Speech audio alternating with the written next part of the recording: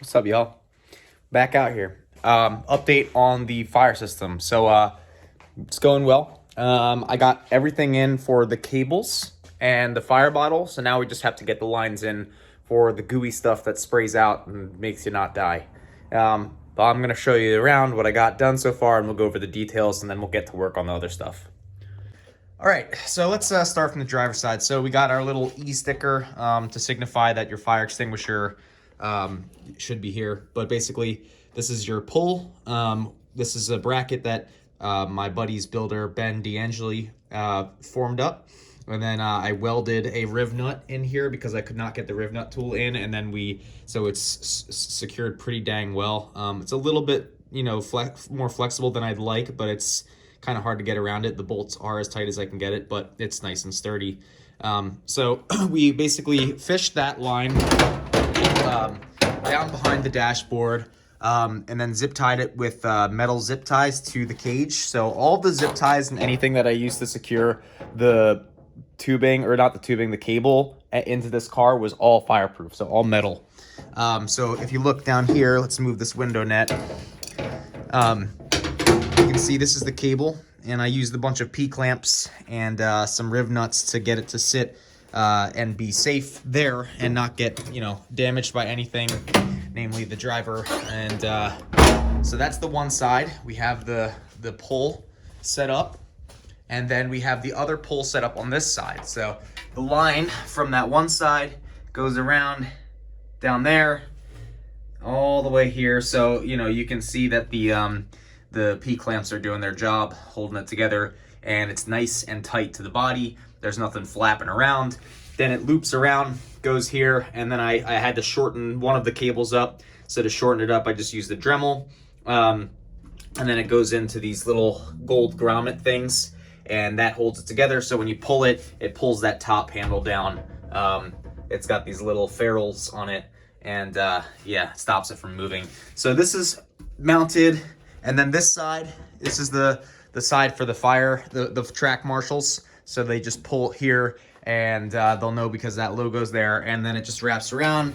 There's some metal zip ties here, and then it comes and it goes into that fire bottle. So we have everything done for the fire bottle itself. I was originally going to run the pull for the fire marshals on this side, but it wouldn't reach. The cable is too short. So I had to move it here, and I looked in the FIA manual. They actually prefer that you put it here in this pillar. So the little E logo is down here on the door, and then the pull's up here. Again, this is one of the things that my buddy Ben made. This one feels a lot more sturdy than the one for the driver, but they're both sturdy. They're both tightened down as much as I can get it without stripping anything. And nice and tight. I angled the pulls so that this one would be like that, and then that one would be good enough for the driver to grab with a glove on. And so now we just have to get the tubing for the spray itself. So I'm going to be working on that. All right, so I wanted to give you guys a little update. So remember how I said that the fire bottle bracket was damaged? Well, I fixed it. Listen, this is EJ2 Track Rats Garage. We don't fix anything correctly. If you're watching and you're in tech inspection, ignore that I just said that. Anyway, so these little tabs, they like to break off on these cheap things. I got this from Amazon in 2017. And so what I did was this tab broke off in that one. So what I did was I went over to my trusty bandsaw, and this is a piece of washing machine. I cut out a little tab on this bandsaw. I got this bandsaw for $40 on Marketplace, and then I got caught on my car, and then I bought a metal blade on Amazon, and now it works great. So I cut that little piece out. Then if you look at it really closely, you'll see that I folded over the tip of it in the vise to get it to be nice and sturdy. And then the edge of it was not folded. It was just one single layer of metal. And I just welded it on here with some flux core. So now this will go in here, and we'll be able to put our bottle on. So the reason I did that was because I want to have the bottle in place in the original location. Because I put it there intentionally so the driver could access it in the driver's seat. So it was originally mounted here, so I want to be able to put it here so that I know that when I'm... Okay, that was the window. Sorry, I leaned on the car. It made noise, scared me. But I want to mount it here, and if I mount it here, I want to make sure that the discharge from this bottle will clear it. So I have, this is a yaw. This is like a vehicle dynamics module, so it measures like yaw, pitch, and roll on the car. And this here is a brake position, pressure sensor. So I had them previously riveted into these little spots and held in with P-clamps. So what I'm gonna do is I'm gonna get some metal P-clamps this time, group this with the discharge from this, so we have one line similar to how I did here. This line here is for the GPS module, which sits, you can't see it, but it's like right up here. And so it runs up along the cage, and I grouped it with the cable for this fire system. So I'm gonna group these cables with the discharge from this fire system. And then down here, so I took off the cowl. The reason I took off the cowl is because the wire, the discharge is going to route through here. And it's gonna come up through this old vent, which used to be for the cabin air filter, which is no longer on the car, as you can see. And it's gonna come up probably here or probably here. And then there's a bulkhead, and the bulkhead looks like this. And the bulkhead allows you to connect between the inside and the outside of the car. Then we have some used angle aluminum. I used to use these to stiffen up my splitters, but now I haven't had to use it in a while, so it's gonna be used to make brackets for fire suppression system now. So let's just double check that the radius of this is not too big. Yeah, it's I would say it's probably just big enough. We might have to get creative and like cut down here with the bandsaw, but with the bandsaw that is quick and easy work. So yeah, we're making progress. I removed the greatest catch can in the world from the car for the time being. It was totally full, and it was full of just like solvent, really like very, very low viscosity oil. So it all comes out the breather. Some people run fancy breather setups on these motors with big boxes, drag racing boxes. I've found that the small breathers work fine. Whether or not it does well in the dyno, I'm not sure. You know, is there any windage you're reducing by using that bigger box? Probably in theory, but I don't know because I haven't tested it. So yeah, we're gonna get started on that. But I just wanted to give you guys a little update on my ratchet fix. I was pretty proud of that. So bolt it on and see how it holds the fire bottle. And maybe I'll give it a coat of red paint, or actually I probably just won't because I don't care. And yeah. All right, so here's the bracket. So it's got 2 1/4-inch holes in it, drilled for M6 Honda bolts. This is a Honda bolt with a large fender washer, and then a flange nut. And this is just aluminum angle stock, aluminum angle stock. And yeah, so it looks really good. I'm super stoked on it. The idea is to put it, there's a flat spot that's like right here. So what I want to do is I want to put it like right there. Then one nozzle will go up here, one nozzle will go over there. So one will spray like closer to like the pedals, and the other one will spray across the floor. The fire, you know, God forbid if there is one, is supposed to come underneath of the footwell. So that's kind of where it's at. And then I fixed the fire bottle. So as you can see, don't make me look stupid. Yeah, it works, see? So, you know, we had to do some massaging, but, you know, this isn't a high stress component. I'm not going to be playing with it a lot. And if it does break, I'll just buy another one. I think it took me 10 minutes max to fab this. So not a huge loss of time. This one, I'm really proud of how this came out, actually. There is a little hairline crack in it from bending it, but other than that, it did hold up pretty well as a vise, even though aluminum is very soft. So yeah, I'm pretty happy with how this has turned out. The bandsaw makes fabricating brackets super easy. So for the bandsaw setup, you know, if it slows down whenever you're cutting, just use WD-40 or some cutting grease, and it'll cut really nice. I fire it up, let it get to full speed, spray the blade, and then if I'm cutting something long where I have one hand that I only need one hand, I'll just use the other hand to spray. Always use gloves. Of course, aluminum is very powdery when you cut it, so make sure that you wear goggles or something like that, or are suppressing it with some sort of engineering control, aka cutting fluid. So, you know, here's one of the nozzles. So it's gonna go, one's gonna go here, one's gonna go there. So we're gonna drill so that we can get the nozzle in, and then we're gonna do riv nuts here to secure the bracket, and it should look pretty damn good. I'm pretty excited about this. Like, I can't stop looking at it because it's one of the cleanest brackets I've ever made without a welder with, you know, aluminum. The stuff bends super easy. I use the vise for everything. So if you don't have access, let's see, can I get this to, this is an awkward position, but if you don't have access to a bandsaw, you can use a vise and a jigsaw, or you can use a cutoff wheel. I've used cutoff wheels to make every single bracket for my car known to man. But you know, the bandsaw was $50, if that, with all the parts included. So bandsaw it is. Bandsaw works. It was rusty. Cleaned it up with some spray paint, and they sell for super cheap on Marketplace because people buy them for 1 or 2 projects and then they just get rid of them. So that one's really old. It's like a Craftsman from probably like the 70s or something. But yeah, so we're gonna keep going. All right. Cleaned it off with some brake clean, and it's basically ready to go in. So we're gonna get the riv nuts set up. We have all of the weed whacker line laid out so that we can cut it to length. So it's gonna need 1 T for these two, and then it's gonna need another T for this outlet here. It's gonna go through here. So we're gonna focus on getting this mounted up first, and then I'm probably gonna go inside and take a break, might go to the gym, and then come back and work on this tonight. All right, I'm really beat. It is 2:30, so not too late, but I'm gonna show you guys what I got. So I got the wire, the hose cut to length for, you know, the discharge, and I got all of the wires off, so the routing looks fine for me. Routing, whatever. And then there's the beauty. There she is, fellas and fellettes. She's mounted. So yeah, the plan is what I have now is I have so see where that where the end of the fire extinguisher is. So a little bit further past that, a T will come out, and one side, you know, will go this way, and the other side will go that way. Then another T will be there for those 2 ports. So right now,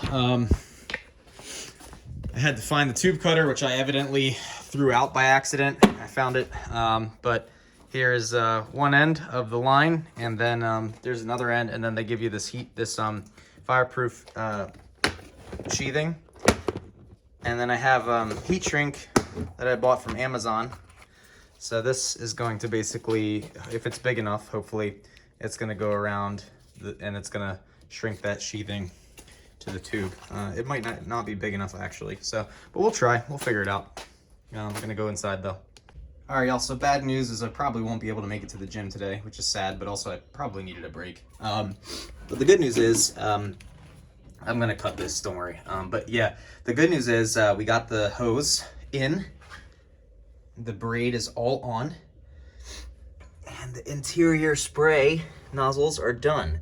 So they specify in the manual to do this with this as the inlet and these 2 as the outlets, but I couldn't make it fit. So basically the consequence of that is going to be probably less flow out of here, more out of there, but it's the same pressure going to the inlet. So it's not perfect. I wish I could have done it perfect, but it's good enough. And I think that most people probably don't build to this level of detail anyway when they're installing these systems, considering most people aren't even installing the poles in the right spots. But, you know, so these are all riv nuts with P-clamps, and then I got all my data acquisition stuff loomed up in there. This P-clamp right here is holding this T down, and then I'm going to basically wrap the wire down here, and it's going to go up in the footwell, and then it's going to come up from the engine bay. So to do that, we're going to need to take the what's it called, the weed whacker wire again, and do it to make sure that we get the right lengths. But it's coming together, and I would say it looks really freaking good. So I'm stoked about this. But we're gonna keep going. Probably gonna, instead of cutting this, I'll probably just tape it because I don't want to bring a Dremel in here and cause havoc. So we're just gonna probably just tape it like that, and that'll hold it together and prevent it from abrading anything, hopefully, or just like loop it, kind of like on a bicycle. But yeah, it was a lot of work so far, a lot of work. So it's gonna hold me back for car setup stuff for Watkins Glen, but the car will be legal, so that's good. So we're gonna keep going. Okay, y'all. I just wanted to give you a quick update. So what I did was I got the bulkhead in, and I had a spare piece of tubing laying around, so I just used that for the bulkhead itself. It's not going anywhere. And then we ran tubing underneath of the intake, underneath of the fuel or behind the fuel lines, and then around back here, and then to the nozzle here. This is just another piece of angle iron that I cut over on the bandsaw. And if you look, it's hard to see, but if you look, let me see if I can get that light real quick. I'll show you guys. So if you look down, it's really hard to see. Wow, there it is. Basically, there's the blue line, and so it's pointed right at the fuel rail over here. And then I have another line that I made, and that's running behind the master cylinder with all the other cables underneath of this wire loom.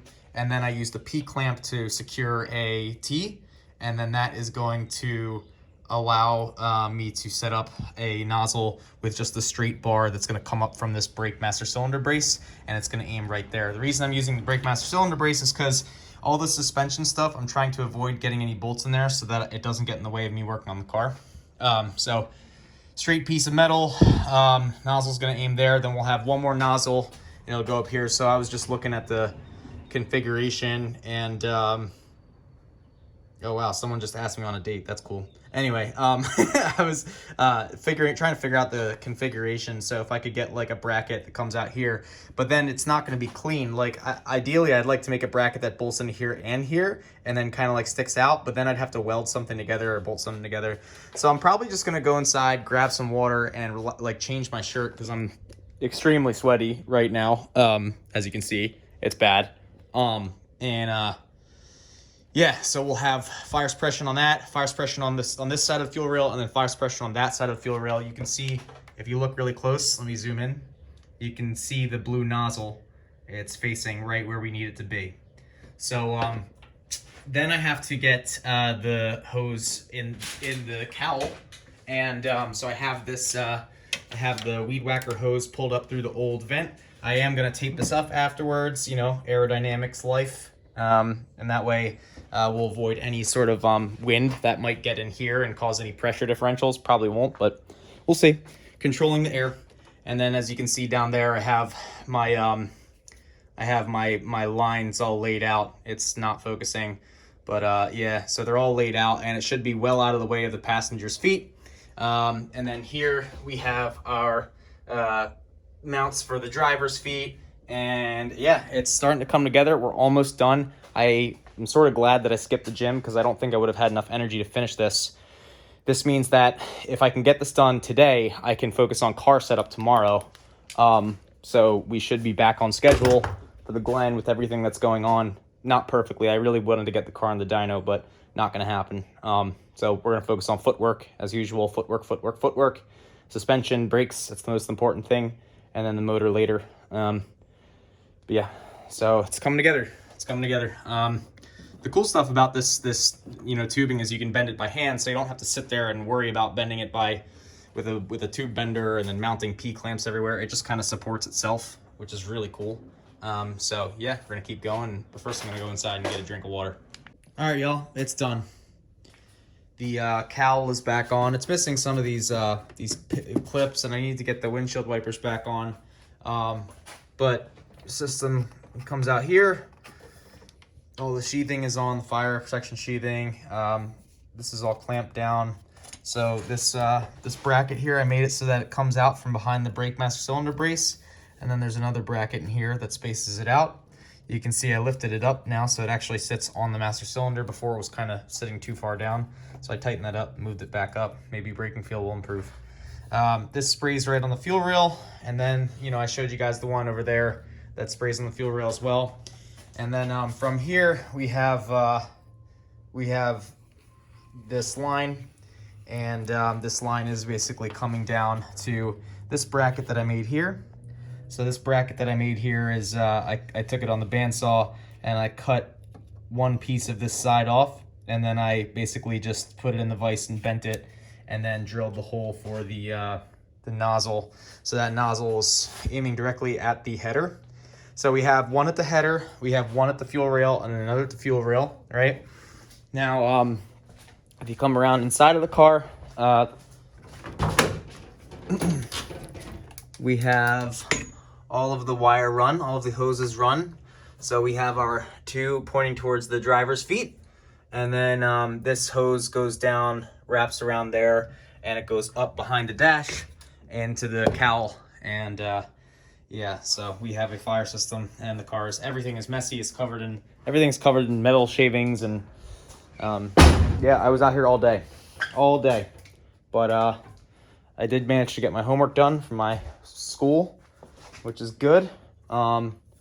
And you know, is what it is. So I'm gonna take some pictures and send them to my friends just because they've been curious about my progress with this, and you know, I want to just show them how hard I've been working, that I got it done. I'm pretty proud of myself. I've never had a fire system on a car. My first time doing it, and it came out pretty damn nice. So anyway, y'all, thanks for watching.